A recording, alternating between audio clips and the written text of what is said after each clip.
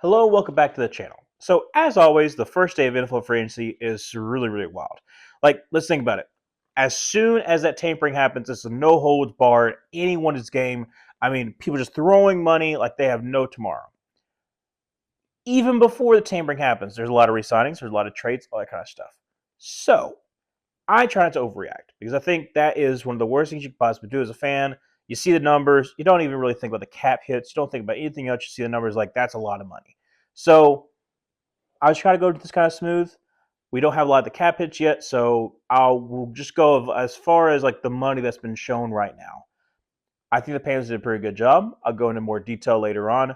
But before I really break down what the Panthers did, I think it's important to kind of really hear from another person's side of a team that didn't have a good start to free agency, and that's the Texans.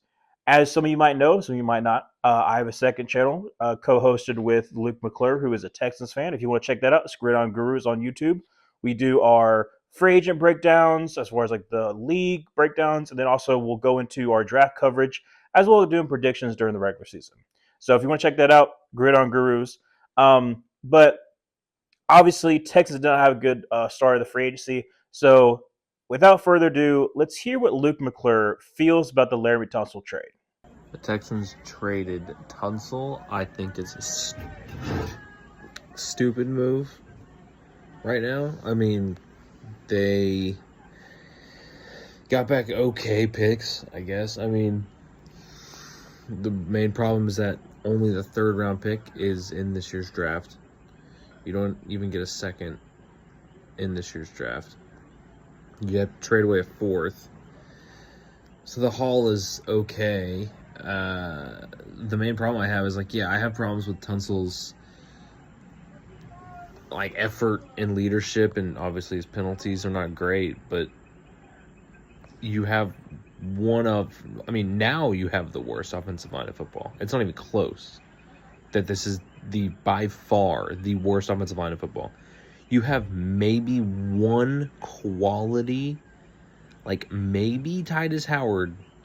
I would maybe consider him the only guy who is NFL caliber as a lineman right now. You have one guy. You haven't signed anybody.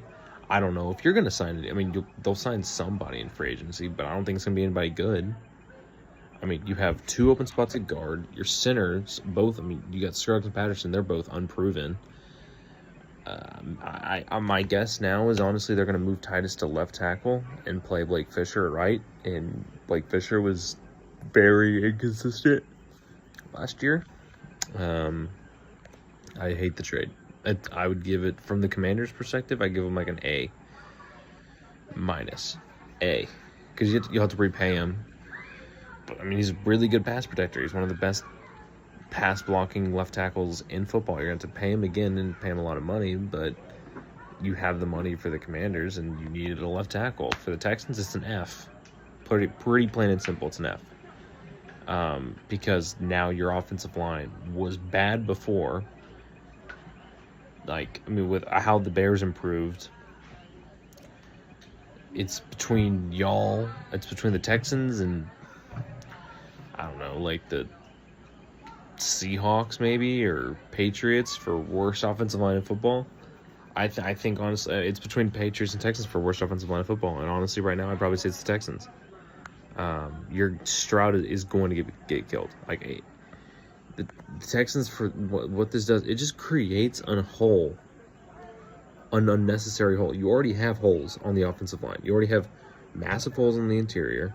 You have holes at wide receiver, and you just create another hole for no reason. And so now it's now you can't even draft a receiver in the first round. You can't. You have to get a lineman. You have to draft a lineman. You're going to probably have to draft a lineman anyway, but now both your first and second round picks have to be linemen, and you should have had another second round pick, but you traded it for 7 games of Stephon Diggs. I don't understand this move. I think it's, I understand it from a maybe, I know he was a locker room problem, but at a point, you can't trade away. It's your biggest hole on your team is offensive line. You can't trade away the only good offensive lineman you have. I don't care if he has a locker room problems. It's just stupid. It's just dumb. Like the offensive line is going to be so bad next year. It's going to be so bad. But that's just my thoughts. I'd give the Commanders an A minus, and then I give the Texans a F minus. Infinity minuses. I can't express how just poor it's gonna. The offensive line is gonna be so bad, dude. It's going to be just based on what I can see from the offensive line right now. And like right now, it's probably Titus Howard at left. You don't have a left guard, don't have a right guard, but that's it. As you can tell, not good. Now, let's go into some of this a little more positive. The Panthers. So, obviously, we've had a rough couple of years. We're hoping that we get on the right track. And I really like what Dan Morgan did last year in free agency. I mean, I think I gave the free agents a minus a draft grade, and the draft I felt pretty good about too. Now this year, I don't feel as good about the free agent class, but I still feel good. So let's really go into it. So we were able to re-sign a couple players, even back. I think this was on Saturday when some of these announcements were made. My previous video was made before then. So I'll talk about them now. Some of the stuff that I wasn't able to talk about before. Able to tender Cade Mays. It's going to be 1 year for like $3.2 million, which is great. Love bringing him back. Wanted to bring him back. Austin Corbett able to basically re-sign him because we had the void years on for him too. So technically, just re-signed for 1 year for $3 million. That's in addition to what was already going to be in the voided years. So bring back both our centers. Absolutely love that for Bryce. Like I said, keep that continuity going for the offense. I absolutely love that for our offense. We bring back LeBron Ray, good rotational piece. I don't know if he'll be able to make it all the way through camp, but if he does, great. Like I said, I like LeBron Ray. I actually played against him. I was a sophomore back then, but like I said, really great player from Alabama on a really great rotation. And then we made a couple moves on Friday, so that's going to be Tommy Tremble. We're getting re-signed for 2 year, $10.5 million. I believe it's closer to 16 million as announced, and then I think it's closer to like 8 million that's guaranteed.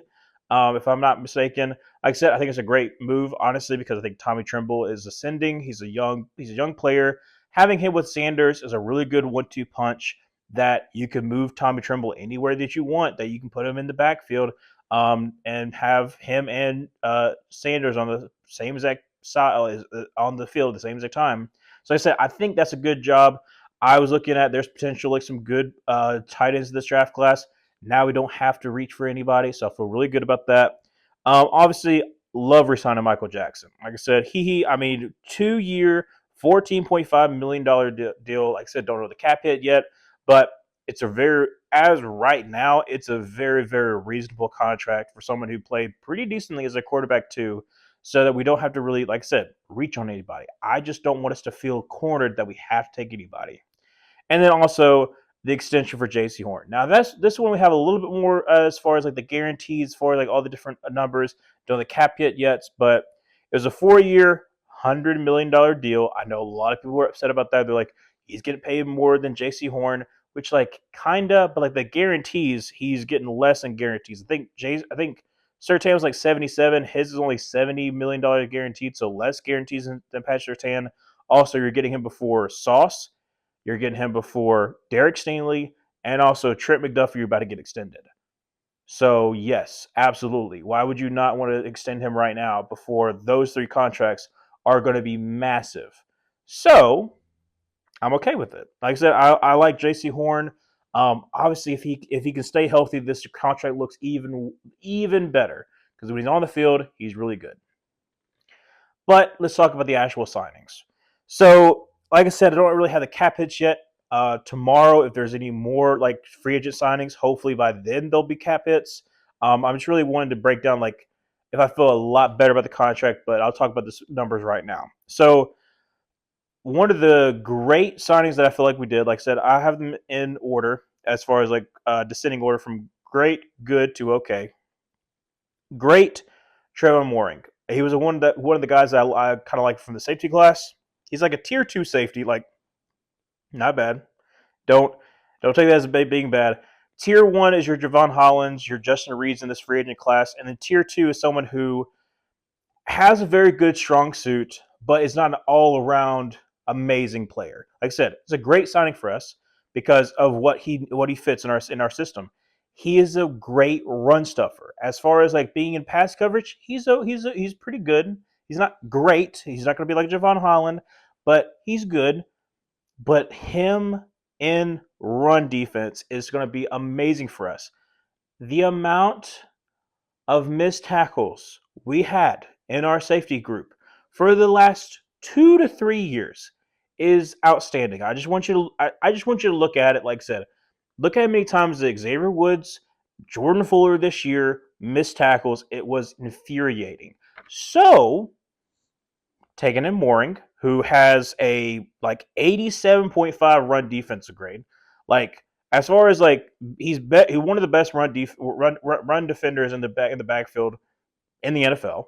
Like I said, his coverage is okay. He's got 5 interceptions in the last 2 years, like 3 last year, 2 this year. Like I said, still has some coverage ability, but he's only 25. Like that's an amazing. That's amazing for like getting him as young as he is. Only a 3 year, $51 million. As far as like right now, it's like a 17 point. It's like a $17 million per year. Like I said, don't know the cap hits, so it could look even better comparatively. Because like right now, that's just the money they throw at you. Just like look how much money I got them, because that makes agents look good. So the numbers I give you is kind of fugazi, is kind of fake. So that's the reason why I'm not putting a preference on how much we paid them until I get the cap numbers. Um, Next up is Bobby Brown. Like I said, we re-signed Mike Jackson. We re-signed Bobby Brown. I don't know who we're seeing send next. Hey, maybe Prince Tega Waganahu. Give me back my Auburn guy. Like I said, get a Prince. However, Bobby Brown, talk about him. He was somebody that I didn't know he was going to get paid as much as he did, but I'm still happy with him coming here because he is a really great run defender as something that we desperately needed. Bobby Brown, the third, comes from LA. Actually was drafted the year that Evero was at the Rams when they won the Super Bowl. So like I said, I like some of the stuff that we're bringing in. We're bringing in people who have won Super Bowls, like have that experience. But Bobby Brown's a really great run defender. Obviously, that was a very talented defensive line he was with Kobe Turner, with Braden Fisk, with Jared Verse, with Byron Young. Like I said, very, very talented defensive line. But even on his own, even when he hit double teams, he was still doing a really good job. One of the better run defenders in this league. Like I said, like I think he's like 20th as far as like a PFF grade. PFF grade is not everything, but really great run defender. Does he give you anything in pass rush? No.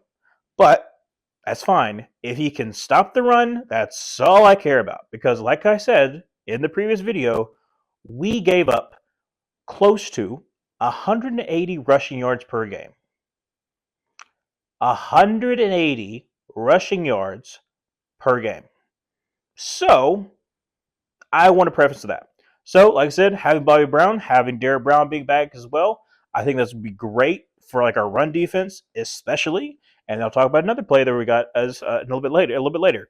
Like I said, his is about 3 year, $21 million. Obviously, I don't know the exact cap hit, but for being a 24-year-old who is 6'4", 328, get a little bit beefy in the defensive line.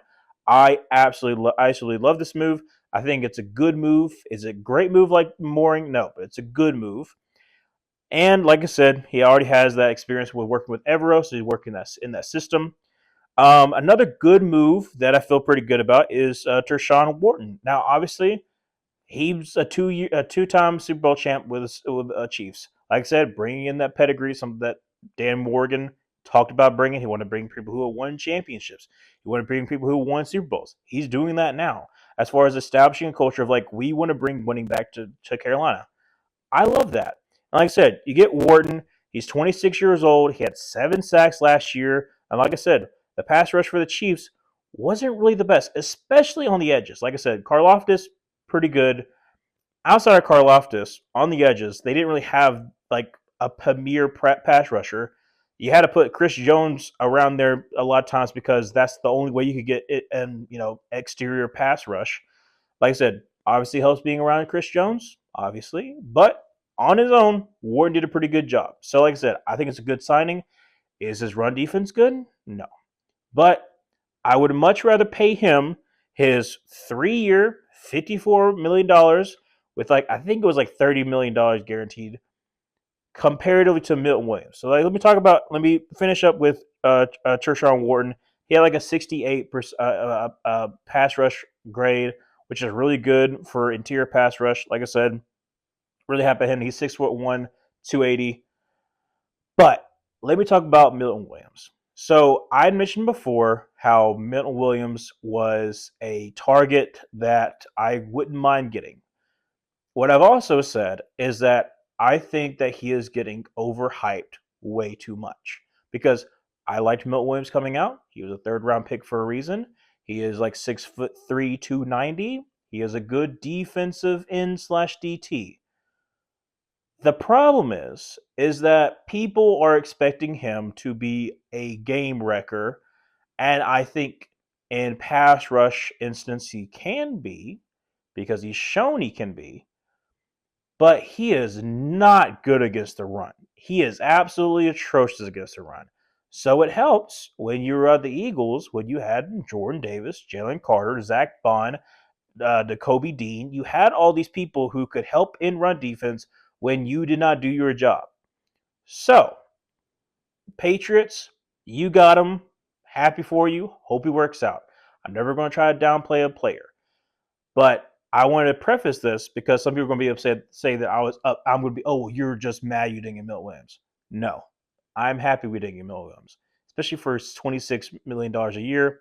Now, like I said, numbers a little bit high, but I did not think he deserved $26 million a year, no matter how much he actually is going to get.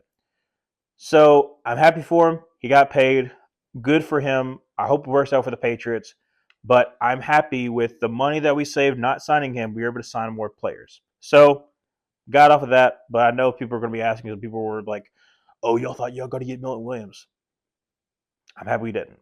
So, like I said, Tershawn Wharton, glad we got him. 26 years old, still a young player. All these are young players.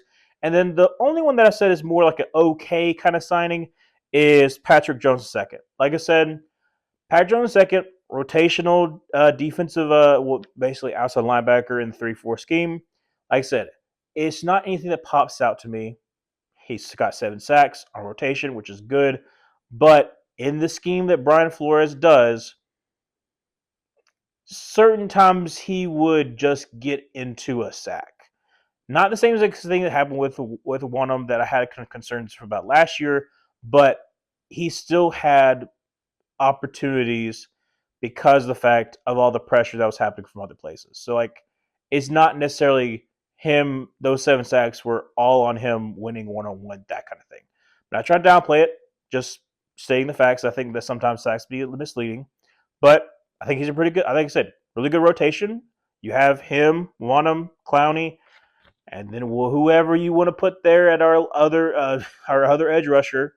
Doesn't matter to me. If that's going to be in the draft, so be it. If that's not, it might be DJ Johnson, it might be Barno. I don't know. I don't care. But I'm just glad we get a little bit of rotation, and hopefully he pans out. Like I said, 2 year, $20 million. I think it was like maybe $10 million guaranteed. Don't know. Like I said, don't know the cap numbers right now. But 26-year-old, 6'4", 264. Like I said, body type wise, good. Had had a pretty good production this past year. Hopefully it carries over. But I think it's just an okay signing. I'm not like, oh, we just got this game changer kind of guy. But I'm glad we got a rotation. I'm glad that we're not pigeonholed into like selecting. We had to select edge rusher first. We have to select defensive lineman first. We have to sign all these people first. I like that we have options that we can give ourselves. Like if the board doesn't fall our way, we can trade back, and that's what I'm perfectly fine with. So, like I said, I think great bearing, good for Bobby and also Tershawn, and then also an okay for Patrick. Like I said, 4 major signings for this free agent class, and then like a good bit of re-signings. So overall, I guess a B minus. Like I said, I think it's a pretty good draft for us. I don't think anything too big. Really happy that Dan Morgan didn't do super duper huge contracts when we have a lot of money going to be going into next year. So that's another reason why, like, I want to see those cap hits, see like how much money we're pushing forward into 2026. Um, but from what I'm still seeing, we could possibly get another free agent. So be prepared if I make a day two of this. If y'all have any questions, any other questions about the Panthers free agency, I'll talk. I'll listen to your comments down below. Or if you even wanted me to hear about what I think your team does, I always love to hear what people feel about like their teams and like their futures. Some of them might be concerned. Some of them might be like, oh my gosh, we were winners of the offseason. So if you want to talk about it in the comments below, I would love to hear your comments. And like I said, if there is no other news for the Panthers, you'll definitely see a video from me. So thank you so much for watching, and I'll see you in the next one. Bye.